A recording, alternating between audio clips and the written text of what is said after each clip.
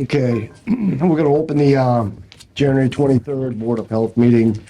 Call the meeting to order. First order of business is the approval of the December 12th, 2023 minutes. We don't have them in. Elaine is running to get those for you guys. So we're just going to take a motion, before we get them, accept them. Or do you want to just go to, we can just move All to the right, next? we'll go to Yeah. the next issue then. Okay, good. So the next issue on the agenda is Tony typical closure of Board of Health consulting orders. Lisa, if you want to give just a little quick background, but let me point out, that's why the system works. When we tell people that they gotta get up to snuff, and it's a good thing. Yeah, absolutely. So as you guys remember, about a year ago, we put Tony Typico and another establishment who I believe will be bringing to the next meeting under orders to hire a consultant, work with them until they really started maintaining progress and showing more compliance. And their last couple of inspections have been great. They've been maintaining what they want. They've, submitted all their consulting reports. And, I definitely think it's fair to say that, we no longer have to hold them to the orders to maintain a consultant. Certainly they can if they want, but I think it's fair to say that, we can lift that order. You need a motion? Yeah, yes. Okay, so we're looking for a motion to remove the order on Tony Typico. Looking for a motion. I'll make that motion. Second? Okay, all those in favor? Aye. Thank you. Okay. The next item on the agenda is the sharp disposal Yep, so. enforcement. Yep, so I wanted to bring to your attention, actually, Candace McClory, who was our opioid specialist, she brought to my attention that the city of Lynn has a sharps ordinance, regulation. Is it an ordinance or a regulation? It's actually an ordinance, thank you. It's an ordinance, and basically it requires in Lynn that everybody who distributes sharps take them back. And we are hearing repeatedly people come to the city asking to have, if we can take their sharps, because no one else will take them back. Back in 2020, the city did kind of, through solicitor Jim Lamanna, did send out a letter reminding everybody that they had a responsibility to do that. Then, of course, COVID happened and everybody forgot what they were supposed to do. So we have asked Candace to go back out into the community with a copy of the ordinance, with the reminder letter to let them know that, we are going to be seeking compliance. And I just wanted to make you guys aware of that. And I want to give Candace an opportunity to kind of talk about what she's seen out there. So like Lisa said, there was an ordinance that was passed. So there's 14 pharmacies in the city of Lynn, and great news is 12 of them comply. So they all have the abilities to take back sharps or some sort of protocol. All of the CVS actually have kiosks right in their pharmacy, which is great. There are 2 that do not have any sharps protocol. That's Stop and Shop in Walgreens on Western Ave.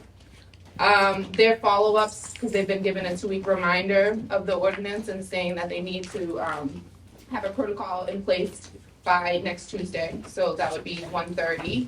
And Eastern Pharmacy only does commercial syringes, so they don't apply, so they only sell them commercially. But other than that, pretty good all through. Most of the pharmacies comply, which is great. Great. But what do we have at the city level for sharps containers? So if you go out in this hallway right now, people can drop off their shops right there. It's a collection.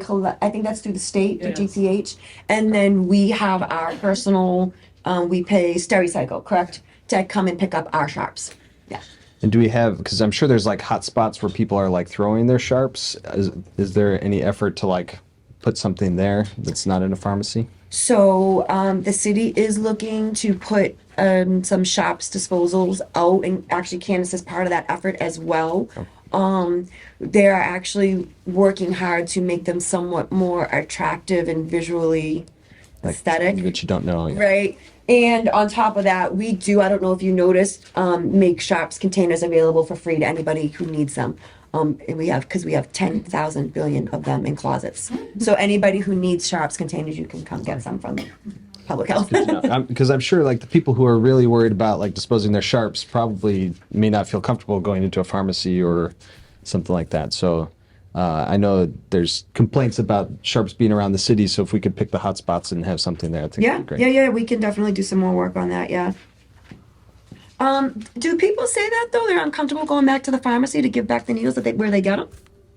I mean, I'm thinking of like our IV drug users, right? Like they're, yeah. Okay. Because, I mean, yeah, people who are like using it for insulin, that's one thing, but we're not too worried about them Got it. spreading disease. Exactly. It's more, They're Exactly. not the ones throwing them on the ground. right. If I might add, there are 2 needle exchanges in the city of Lynn, so IV drug users would be able to bring their shots containers there as well. And I also do, since the weather and the snow, I haven't done it as frequently as I like to, but I go around as well and walk around and pick up needles if they're out in the street as well. Yeah. And then I don't want you to have to do that. Yeah, not ideal, but you know, I would rather do that. Where do they bring them once, like, if it's ever full or anything? Where does that go? Like the box? So where do the businesses or people? People. So if I wanted to bring them back here, I could bring them back to Healthy Streets, or Willow Street, or we have a kiosk here as well. Okay. That they all take the shops and containers for free. And the extra personal ones, do we make those available at the needle exchange sites? Yes. Okay. Good. We're gonna regress. We already took care of you. Yeah, they're all set. You guys are all set. You guys are all That's set. for you. We made a motion to remove the order Okay. of consultant, and I'm glad you came over because we thank you for your cooperation. Thank you guys very much. We said at the beginning, this is what makes it work. Okay. You know, we call it out, you cooperate, and everybody's better off for it. Yes. Thank you very much for your Keep time. making the good food. Yeah. Yes. Thank you, Trying. Yeah. We talked about how you're maintaining compliance and really happy for you guys. Thank you guys very much. Thank you so Thank you. much. Bye. Thank you for your cooperation. Thank you. Okay. Next, we're going to have a lung cancer presentation. Yes, and Malika, one of our community health workers, is going to do that. So, hi everyone, I'm Malika, I'm community health worker here for the Lynn Health Division. And I'm just going to be going over some informative information, some data on lung cancer for the state and the city. So I do want to start by saying that this presentation is not intended to treat or diagnose any diseases or illnesses. It's informative using data pulled from a variety of sources that will be listed at the end of the PowerPoint. So if you have any questions, please contact your healthcare provider. If you have any questions about symptoms, diagnoses, or treatment questions. And I apologize, I'm getting a burp bug, so if you get here, just let me know. So what is lung cancer? It's cancer that starts in the lungs when the cells in the body grow at a normal rate. There are 2 types. Non-small cell lung cancer that accounts for 80 to 90% of lung cancers occurring mainly in people who smoke, but is also common in those who don't smoke. And small cell lung cancer that accounts for 10 to 15% of lung cancer.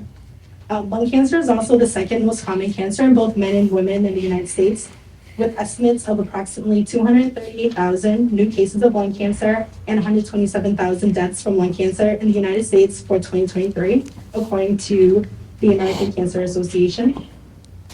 Some signs and symptoms. Some signs and symptoms of lung cancer include coughing up blood, a new cough that doesn't go away, shortness of breath, chest pain, hoarseness, losing weight without trying, bone pain, and headache. And some causes of lung cancer. The number 1 cause is smoking. It accounts for approximately 90% of lung cancer cases, and many chemicals in tobacco smoke are known to cause lung cancer. There's also radon, which is the second leading cause of lung cancer. It's colorless, odorless, and it's a radioactive gas that exists naturally in the soil. 1 in 4 homes in Massachusetts have high radon levels, and it was found that 21.8% of radon tests results in Massachusetts were at or above the action level recommended by the United States Environmental Protection Agency. And just to touch on that, action level is just when the level of concentration has exceeded and it warrants regulatory or remedial action. There's also hazardous chemicals, such as working with materials that are known carcinogens, such as asbestos, uranium, arsenic, cadmium, chromium, nickel, and some petroleum.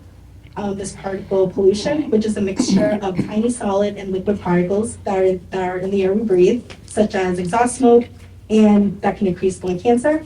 And then also our genes, such as a family history of lung cancer, can mean a potentially higher risk of getting the disease. Any questions so far? Good. Okay. So some prevention methods could be to not smoke, or quit smoking if you are a smoker. Avoid secondhand smoke whenever possible, and getting screened if you are a smoker. Avoiding cancer-causing substances at work, and taking precautions to protect yourself if there are frequent exposures at work, like wearing a face mask. Testing your home for radon exposure, and maintaining a healthy diet and lifestyle by eating a variety of fruits, vegetables, and exercising. And then this was the lung cancer incidence rate for Lynn from the year 2016 to 2020. So between 2016 and 2020, Lynn's average was 78 new cases annually, with an incident rate of 58.7 new cases per 100,000 population, with the national average being 54 new cases per 100,000 population average. And then this is just the lung cancer mortality data for Massachusetts, Lynn, and the surrounding cities. So in 2021, there were 63,150 deaths in Massachusetts, 12,460 of them being cancer deaths, which was 19.73% of deaths in the state. Cancer continued being the leading cause of death overall in Massachusetts, with lung cancer as the leading cause of cancer deaths. Of those deaths, 2,733 of the cancer deaths was due to lung cancer, which was 21.92% of all cancer deaths, and 4.33% of deaths in Massachusetts overall. And then in 2021, Lynn had 818 deaths, 37 were from lung cancer, which was about 4.52% of the deaths. I also included data from 2019 and 2020. So in 2020, Lynn had 894 deaths, 31 from lung cancer, accounting for 3.47% of the deaths. And in 2019, Lynn had 724 deaths, 49 from lung cancer, accounting for 6.77% of the deaths. So there seemed to be an increase of lung cancer deaths from 2020 to 2021, but overall there was a decrease in comparison to 2019. Any questions? And then this is just the lung cancer mortality data for selected cancer deaths by age. And then as you can see, people age 45 and older whose death was attributed to cancer was most likely due to lung cancer. And then this is the state of lung cancer report for Massachusetts. This report is just from the American Lung Association that provides a state-specific understanding of the burden that lung cancer can cause and opportunities to address the disease. And this data is up to date as of October 2023. And so in Massachusetts, we are #1 in the nation for early diagnosis at 33%. The national average is 26.6%. And the chance of surviving lung cancer when early diagnosed is 63%. We're also #1 in the nation for lung cancer screening at 11.9%, the national average being 4.5%. And screening can reduce lung cancer rates by up to 20%. And then in 2021, the United States Preventative Services Task Force expanded the screening recommendations to include a larger age range. So before, it was previously 55 to 80 years old, and now it's 50 to 80 years old. And we're also #1 in the nation for surgery at 31.3%, the national average being 20.8%. Lung cancer can be treated with surgery if diagnosed at an early stage and if it hasn't spread. With surgery, lung cancer is more likely to be curative. And then we are #2 in the nation for lack of treatment, for Massachusetts being 13.4% and the national average being 20.6%, which just means that we are lower than the national rate of individuals who aren't receiving treatment. So that's good. And then finally, we're #31 in the nation for rates of new lung cancer cases for 100,000 people at 59.9, and the national average being 54.6. We are higher than the national rate of new lung cancer cases, but we are in the average range. And then once again, cancer was the leading cause and continues to be the leading cause of deaths in Massachusetts, with lung cancer being the leading cause of cancer deaths. And these are my sources. Good job, Marisa, thank you. And then I did give an infographic just of the state of lung cancer I think report. you got this at the back of your package. If you're more curious. Yep, that's good. Okay, great. Well, I think it's interesting if you look at the other cities around us, like for the state, we're actually average, but if you look at like I mean, it goes with demographics too, right? So the socioeconomic status usually tracks with the smoking rates. Right, so if you look at 2021, it looks like we're third of our North Shore partners, and where we lead with, rates of lung cancer, right? Like 4.57, and then we're looking at Salem and Saugus. But you know, like, part of the point of this presentation is really to drive home that the policies that the Board of Health make and decide and approve and work with the public on, you know, have a direct correlation and effect to what we see in these numbers, with Massachusetts itself being higher than the national average for lung cancer. You know, also, you know, doing better in other areas with screening and stuff like that because we have more people. So it's one of the things that I want to try to do is start to kind of like bring it holistically to the board, to the people who are watching, to the members who come, about, you know, the policies that we're making and why we do certain things and stuff like that. And, you know, also highlight my great staff who do the work, so. Great. Yeah. Okay, we're gonna go back to the minutes. I'm gonna give a few seconds for my fellow commissioners to read the minutes. I'll be looking for a motion to accept.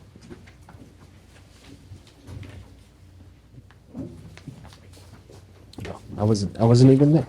That's right. Oh man, that was. You were there. I missed you out. No.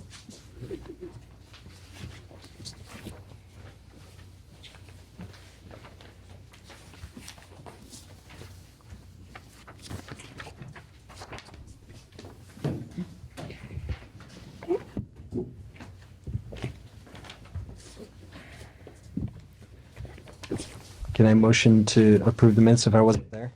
Okay, we'll go for a second. No, you can't, you read them. Did you already say that and I didn't hear you? No. That's my line, you know. Okay, all those in favor? Aye. Thank you. Okay, next issue on the agenda is consolidation of tobacco fees. And I think we're gonna have Joyce speak on this, but before you do, Joyce, I just wanna bring to the other members' attention that in 2019, in October, this board established some basic fines of 100, 200, and 300, I believe, for occurrence, correct? Many years prior to 2019. We had the 21D, that's 100, 200, 300. Right. June of 2020, we adopted, the state moved forward for 1,000, 2,000, 5,000. And the board updated their regulation to reflect those fines. Since probably not 2016, probably after that, closer to when the state was enacting their regulation. And so the reason for the recommendation tonight about marrying these fines is there's only 3 sections of the regulation that are not currently covered under state law. And the reason is the state law didn't bring these components into their state regulation, but many, many municipalities have the language that we're going to be talking about. So one of the prohibited products in the city of Lynn and many of our regional partners and neighboring communities is a ban on blunt wraps, which is tobacco wraps generally used with cannabis, and that was not captured in the state law.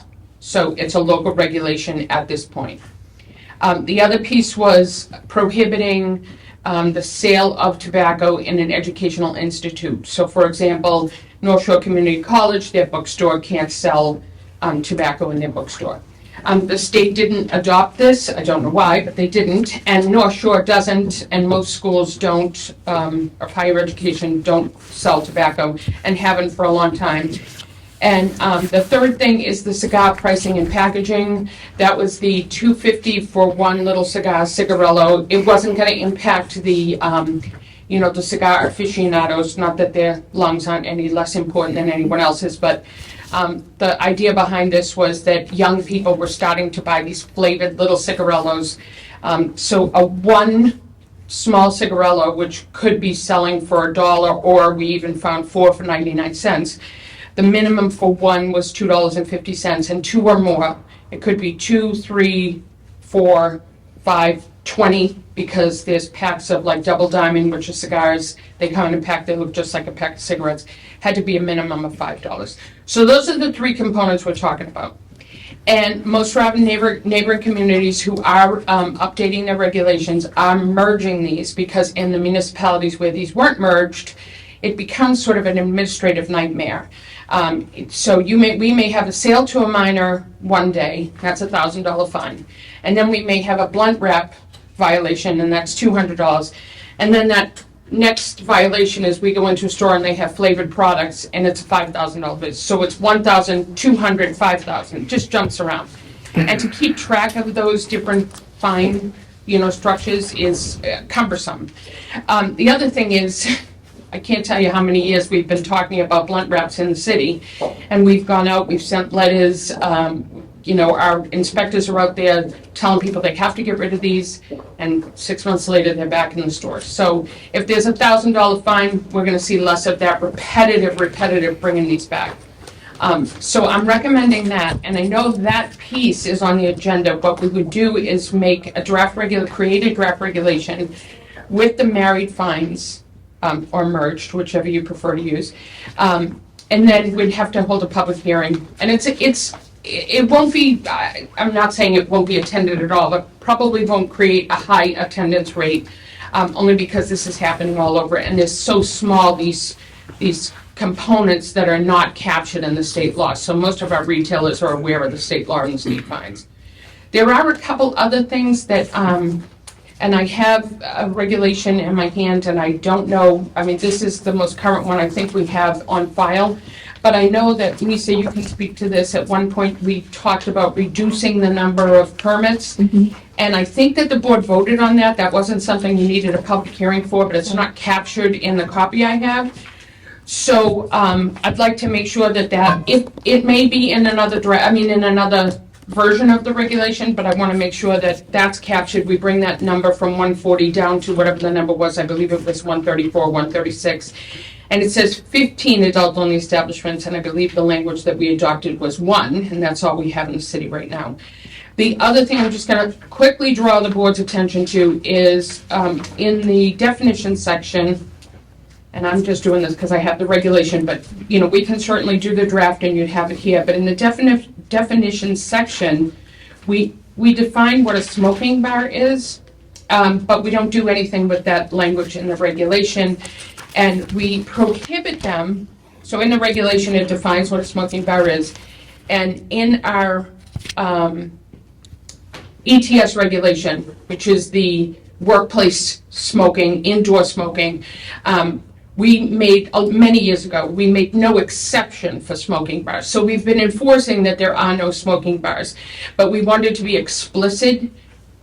So we added a definition, and then what I'm gonna recommend is in the regulation, then adding that we prohibit them.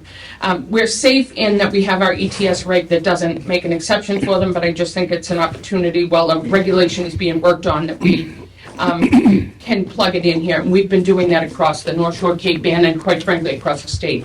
So I'd like to provide a draft specifically with the merged fines. And then these other tweaks, just to make sure we're all on the same page. Joyce, let me ask you, I'm totally confused, and that's not hard. What are the fines that we give now? Well, it depends on what it is. So if it's something in the state regulation, which would be flavor, any flavored tobacco product, prohibition of any flavored tobacco, any flavored vape, whether it's tobacco or not. It can be hemp, it can be CBD, it can be melatonin that isn't FDA. That's a $1,000 fine in the state law for the first violation. Okay, but hold on. I'm talking about an hour. Right now, we only have 1, 2, and 3, right? 100, 200, 300 in the Lynn regulation? No. Okay, so what do we have in the Lynn regulation now? There's 3 exceptions that are cheaper, Yes. but the rest of them fall to state. So what this is saying is that it just upgrades those fines to what the state is. So this would be 1,000, 5,000. 1,000, 2,000, 2,000, 5,000. So Lynn is currently following state law with the things that are in the state law. Okay. But they kept the lower 21Ds in the 3 sections that weren't captured by state law. So state law is the minimum. So since 2020, we can't do less than 1,000, 2,000, 5,000. And you already adopted that here in Lynn. Right. But we kept that other section and said, oh, for these 3 local things, you'll do just 100, 200, 300. So what are those local things? That's the cigar packaging and pricing, the $2.50 and $5, the Educational Institute, so a school that has, Right, okay. and Blunt wraps. blunt wraps, right, thank you. So we have a 2-tier system of fineage depending upon what you do. Right.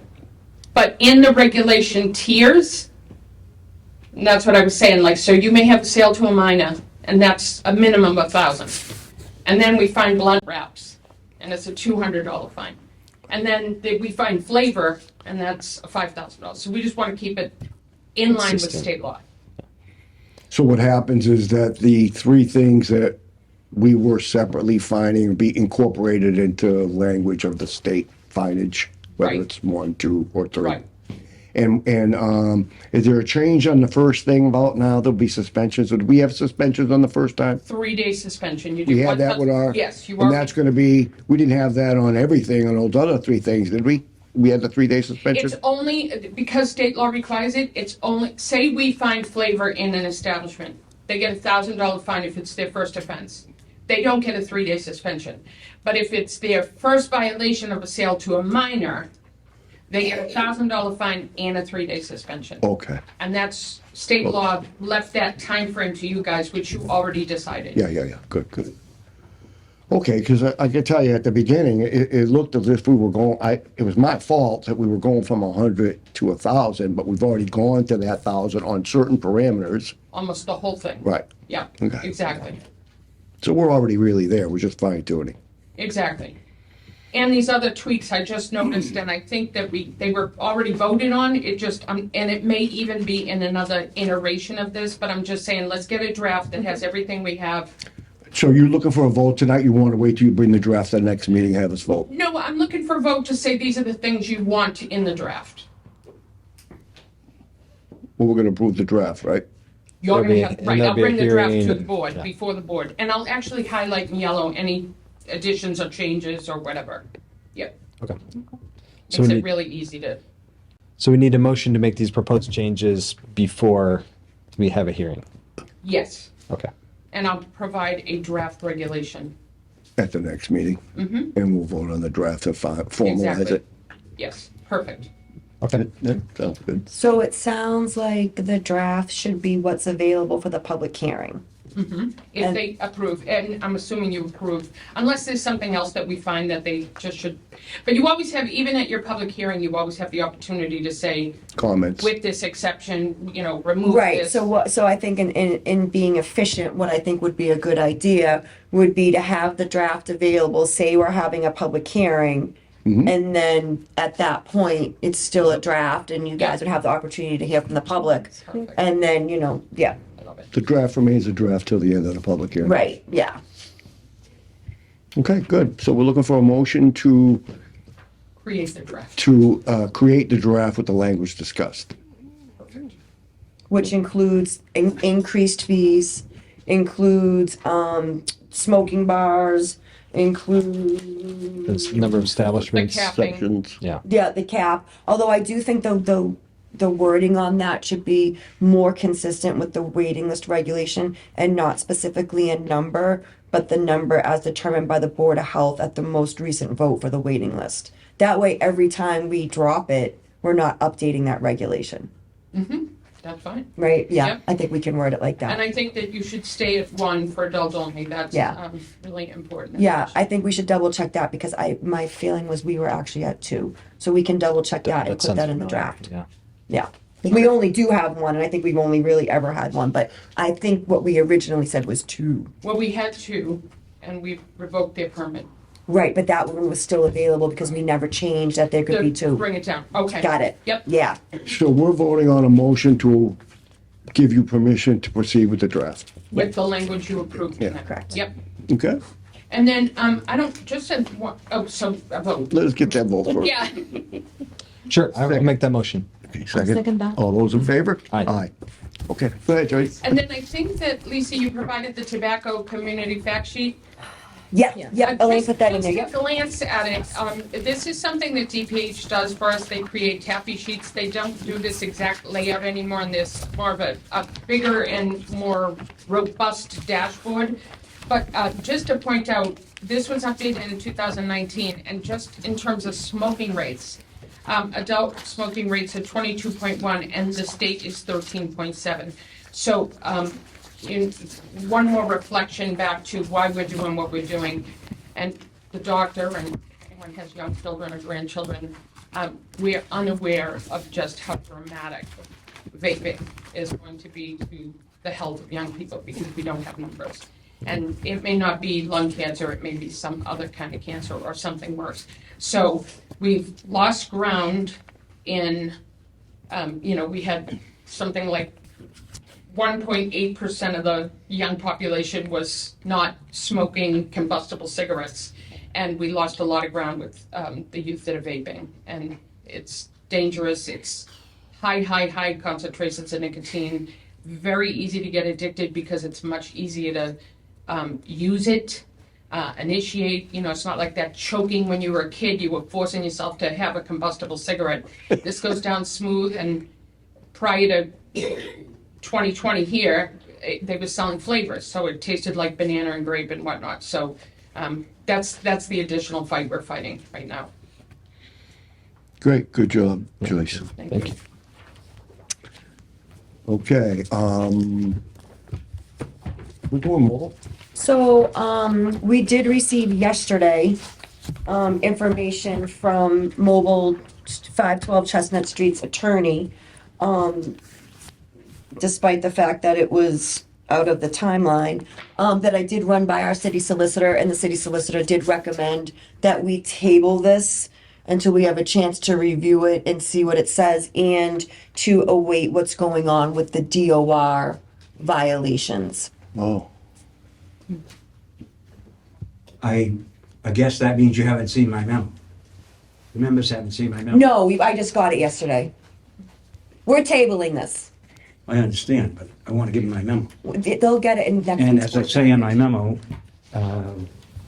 we're prepared to pay the fine, I have the fine. I want to give you the fine. You said we had to pay it in 21 days. The 21 days is up, I think, on the 24th. So, yeah, but you got a memo from me in an email telling you that we had to cancel the last meeting unexpectedly, right? well, Sam, we don't take checks at the Board of Health. I think you're well aware of that. it says that you pay it at the Public Health Division. I just read what it said. Sam, I'm pretty sure you know the Board of Health doesn't take a check. You can take your check and have a seat, please. Public Health Division, 3 City Hall Square. You are required to bring the payment there. The Board of Health doesn't accept checks, Sam. Have a seat. Are you the chairperson of this committee? No, but I'm I good. am. We sent you the Okay. letter. So I let me am just- Sam, we do not accept checks, please have a seat. Well, can I ask a question? You can ask anything you like. The notice says you are required to bring the payment to the Public Health Division at the following address. Right. Public Health Division, 3 City Hall Square, room 105. Right, we are the Board of Health, we are not the Public Health So Division. we can In bring it to room room 103. 105. This is room 103. I graduated from Lynn English. I know how to read numbers. Excellent. Okay? So also, when you get a chance to read the memo, the city solicitor agrees with me that the adequacy of the notice was deficient. And he said I could represent that to you. But I just wanted to tell you that notwithstanding that, here's why the confusion results. Mr. Zieda, who's here, was out of the country. On the 26th, I think he got delivered at the station a notice. He emailed me. I came here, and there was on the board this legal notice with respect to a hearing scheduled for January 2nd. Right. Can we table this? Pardon me? Are we tabling this, or are we going to hear it now? I would prefer reading it so we can table it. I won't. We're not going to hear it now. We're going to table it, but I'm allowing you to ask a couple of questions, so what's your question? The confusion arose because of this notice.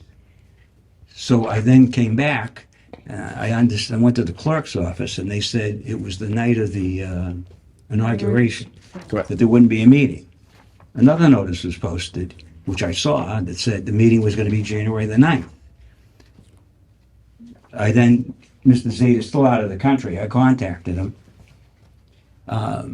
He agreed to pay the fine, take the 7-day suspension, we took the product off. So we've served the 7 days, here's the 2,000, I'll bring it to room 105.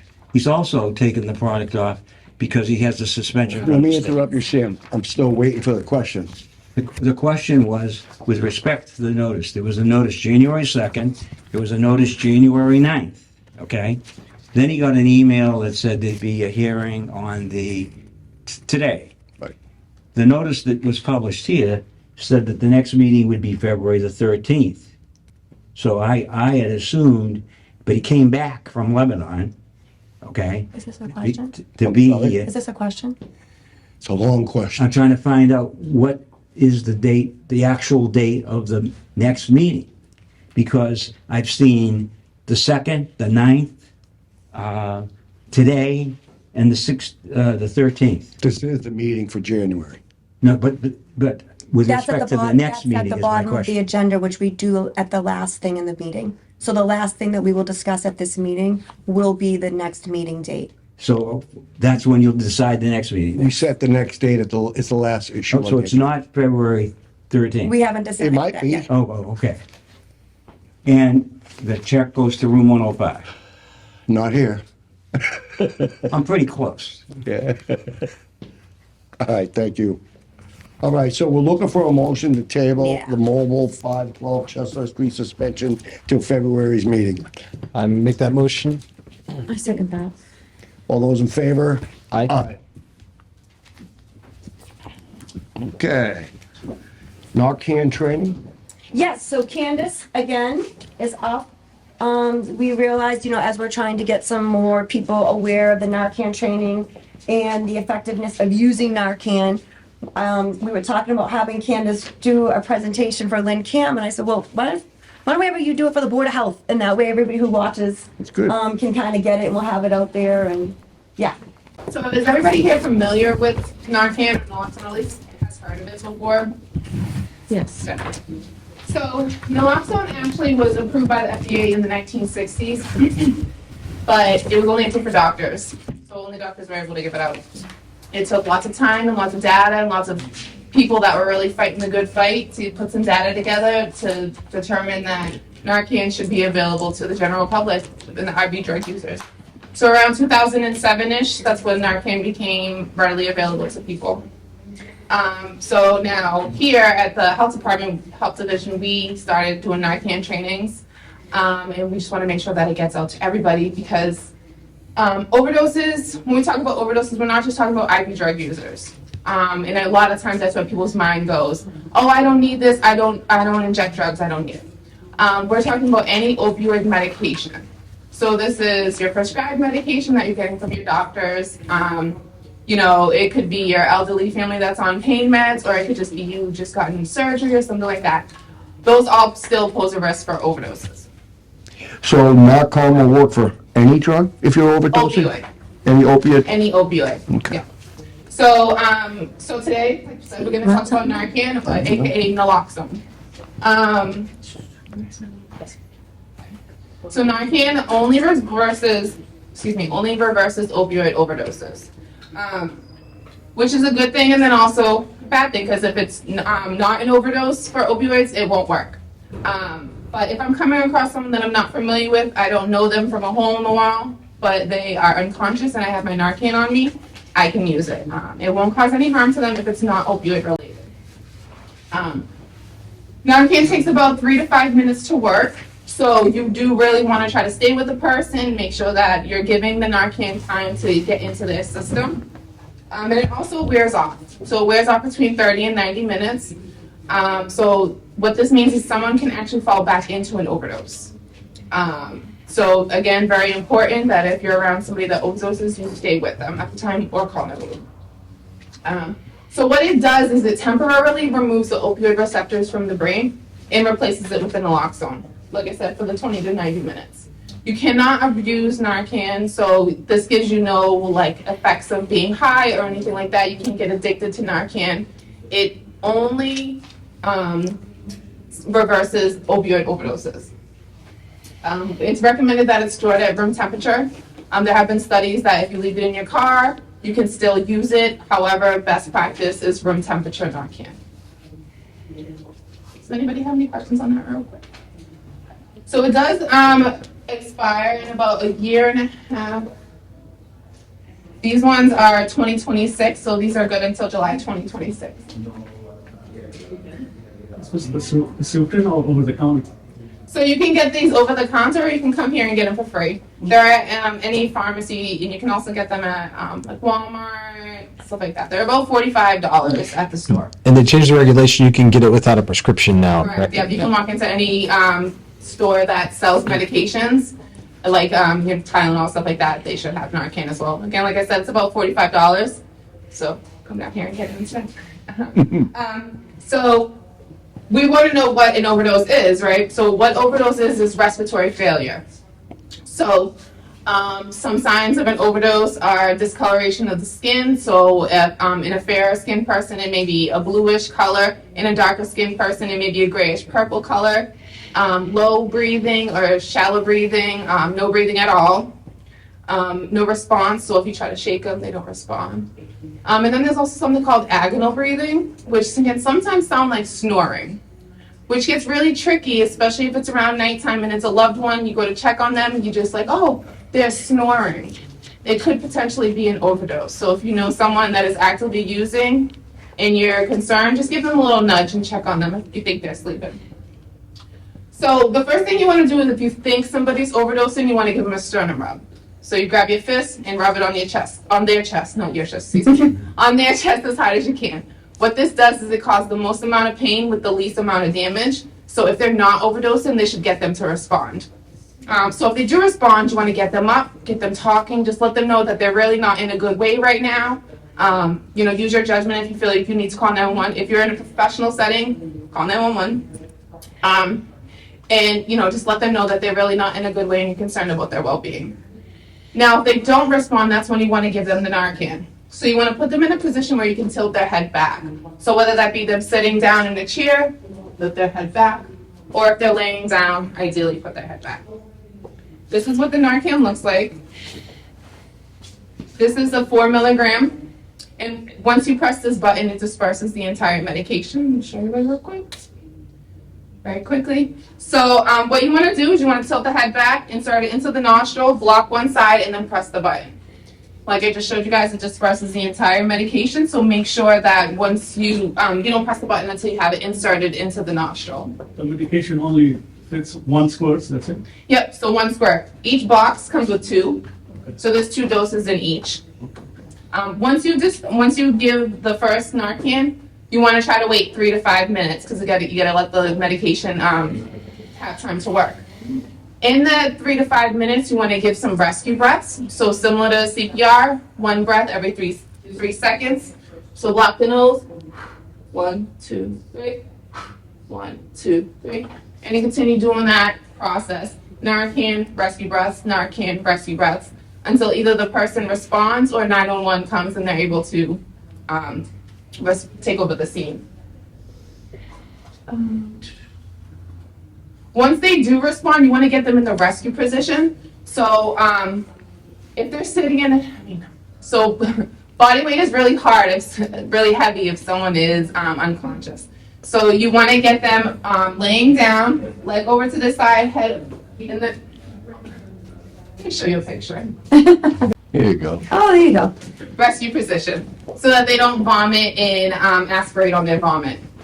So you want to place them in the rescue position until 911 arrives. And that's if they're breathing, right? Yes. Yes. So you are covered by what's called the Good Samaritan Law. So what that means is if I'm giving CPR on the person or, tilting their head back and for some reason I happen to injure them in some way, I'm covered by Good Samaritan Law because I didn't hurt them intentionally. I was helping them during a medical emergency. So I'm covered by the Good Samaritan Law. What this doesn't cover for is if you have warrants, you have drugs on you, or you have weapons. A lot of times people think that Good Samaritan Law is kind of like a blanket safety, but unfortunately it's not. So just some things to keep in mind. if you happen to have a warrant or a weapon on you. There are, best practices. So ideally, we want to call 911. We'll have our face shields. We'll have our Narcan, bag valve if necessary. And we will do all these steps. So call 911, give the Narcan, give the rescue breaths, and put them in the rescue position. Minimum, we want to give the Narcan and call 911. During COVID, a lot of people are, worried about doing mouth to mouth. We do provide face shields with all our kits, so that's not an issue for us here, thankfully. And also with mixing drugs, which is a big risk for overdoses. There's a new drug that's entering the drug supply called xylazine. I don't know if anybody is familiar with xylazine. So xylazine is not an opioid. It's actually an animal tranquilizer. So it doesn't respond to Narcan. So they are using opioids that have been tainted with some xylazine. They may not respond to the Narcan, so it's really important that we focus on the rescue breaths just to make sure that they're getting oxygen to their brain in the time that it takes for 911 to get here. We also have some resources here. There are some great resources for people that are actively using that may be at risk for an overdose. The Mass Helpline, which you can call, chat, or you can call and get resources. So I'm looking for this, I'm at this location, and they can give you some resources for places in the area that can help you. There's also Healthy Streets, which is on 100 Willow Street. They're a harm reduction program. They offer HIV testing, Narcan, transportation to detox, many other things. And then we also have some online resources, which are really great. Be Safe Community, Cannery, those are apps that you can use if you're actively using. So what you do is you log in, you let them know your location, what substances you're using, and they'll stay with you in conversation for an allotted amount of time. And if for some reason you don't respond to them, they'll send 911 to your location. Similar to those, we have Never Use Alone, which is a phone line. So you call, you stay on the phone with them, say your location, and again, if you don't respond, they'll send 911 to your location. Does anybody have any questions? So they're 4 milligram ones? Yep. And do you know if you probably don't know this, do existing IV drug users carry Narcan on them in case they Yes. overdose? Yeah. Are they smart enough to do I that? worked in Yeah. needle exchange for 5 years, and we gave away hundreds of doses of Narcan. I mean, if you have it and you're overdosing, you probably can't give it to yourself, but at least it's there for someone else to give you. Yeah, so what we did when I worked in my harm reduction program, we would just tell people to have it on them because a lot of times people are kind of aware. So if I'm an active drug user, my community is probably aware that if they see me unconscious, it's probably a concern to check to see if I have Narcan on me. So yeah, it's just maybe the hope is that someone will check to see if maybe you got some in your pocket and your coat or something. So the population that is the active users, they're the ones that need to know about it, make sure they have it for their friend or whatever. Yes, exactly. Yes. And we do our best to make sure that, everybody that's actively using or at risk has their Narcan. But additionally, we want to expand that because I don't know if you guys have heard, I'm sure you have, about the overdose that happened right on the stairs here a couple months back.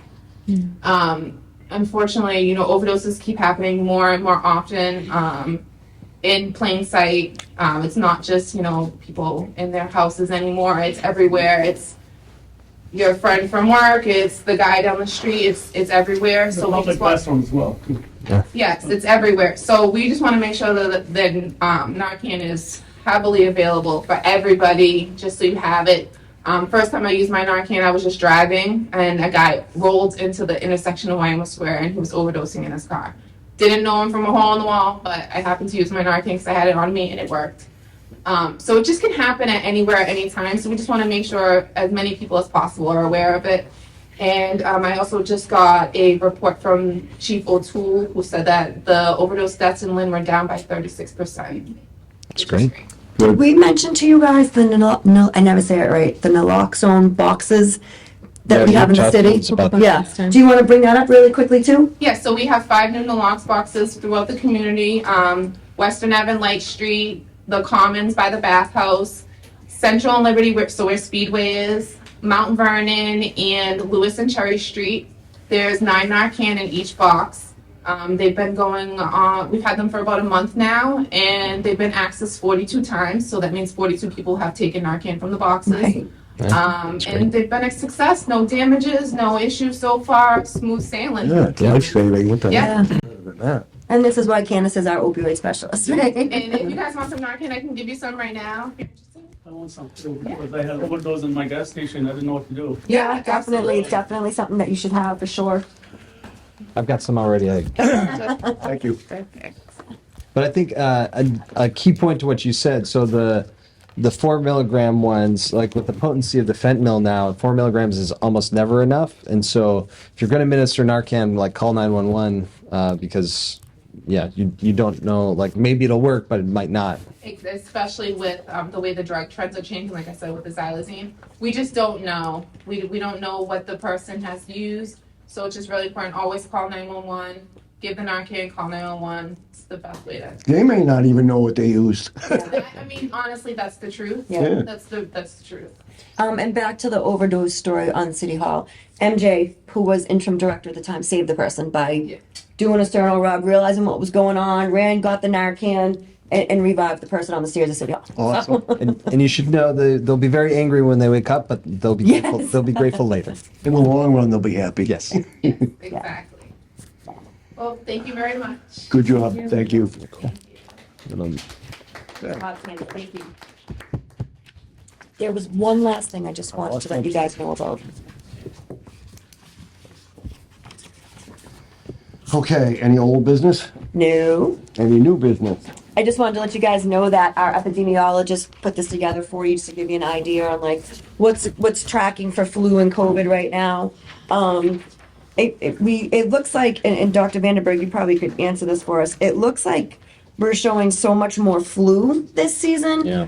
But I tend to wonder if it's because people don't feel well, they're home, they're testing for COVID, and if they test positive, they don't go any further. And if they test negative and they still don't feel good, they're going to the doctor and that's being reported as the flu. So I tend to wonder if the flu is just reported more because you have to go somewhere to get diagnosed with the flu versus you're diagnosing yourself at home. I don't know. What are your I thoughts? think it's a bad season too. Yeah. It's been bad, but I think there is part of that. Like we don't have at-home flu tests, so that Right. doesn't make you stay home. Right.